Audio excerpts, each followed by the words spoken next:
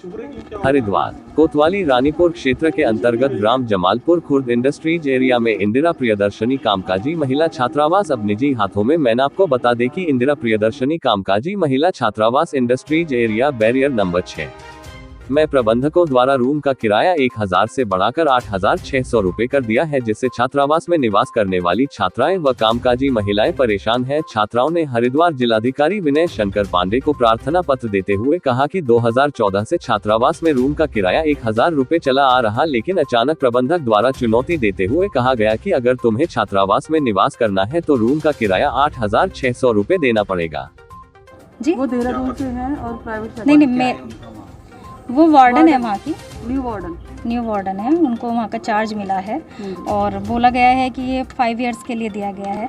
अभी हम लोग बहुत ज़्यादा परेशान हैं क्योंकि हम लोग इतना ज़्यादा रिच नहीं है अभी कि हम उनको इतना ज़्यादा पे कर दें, इतना कोई अफोर्ड नहीं कर पाएगा। अगर हमारा कोई गेस्ट भी आ रहा है, मान लीजिए सपोर्ट हमारी मॉम या हमारे कोई भी रिलेटिव्स आ रही हैं जो फीमेल्स हैं, तो उनका 1000 रुपीज़ अलग से चार्ज बोला है पर डे का। जी रूम में 2 बेड्स हैं तो एक बेड का 4600 रुपीज़ बोला गया है। अगर एक रूम में 2 लड़कियां रह रही हैं तो दोनों लड़कियों को अलग अलग देना है, ये उन्होंने बोला है।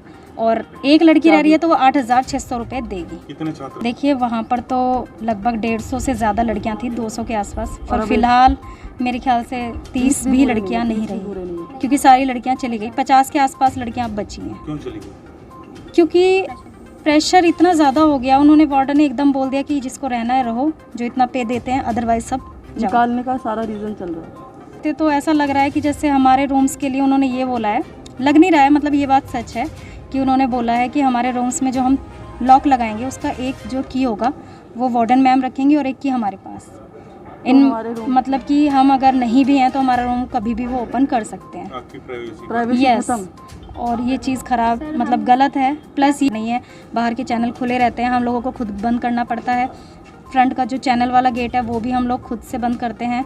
कोई भी अब आपकी सुरक्षा में कोई गार्ड की कोई नहीं है। साइड में ज़्यादा नहीं, 4 फुट की दीवारें हैं बाउंडिंग जो कर कुल मिला के जो पीआरडी का काम है वहाँ पे, जो पीआरडी संभालती है, 2 बजे से पीआरडी लगनी चाहिए, वो काम वहाँ की लड़कियाँ संभालती हैं जो अंदर अवेलेबल होती हैं कॉलिंग पे।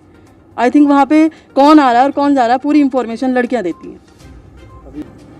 इनसे बस हम यही चाहते हैं कि जो रूम रेंट का है सबसे पहले वो इशू क्लियर किया। आश्वासन इन्होंने ये डीएम सर तो हमें नहीं मिले हैं, कोई और हमें मिले थे। उन्होंने हमें यहाँ पे परमिशन दिए जाने की। उन्होंने बोला है कि यहाँ पे जाइए आप, वहाँ से कुछ होगा, क्योंकि वही लोग ये देखते हैं, तो वो लोग ऐसे बोल रहे हैं। और प्रियदर्शनी छात्रावास की कुछ बालिकाएं आई थी मेरे पास और उन्होंने ये बताया कि पहले उनका किराया 1000 रुपये पर रूम होता था, अब उसको बढ़ा के 4000 रुपया कर दिया गया है। तो मैंने इसके लिए अपनी हमारी जो चीफ प्रोग्राम अफसर होती हैं CDPO उनको बुलाया था।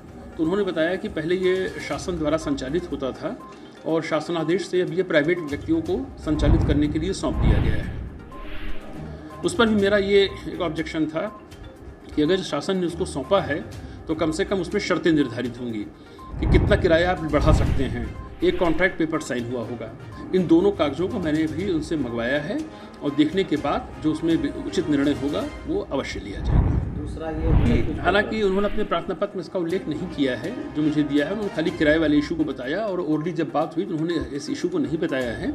और आप अगर इसको संज्ञान में ला रहे हैं तो मैं भी CDO साहब को बोलता हूँ कि वहाँ सुरक्षा व्यवस्था तत्काल ठीक की जाए।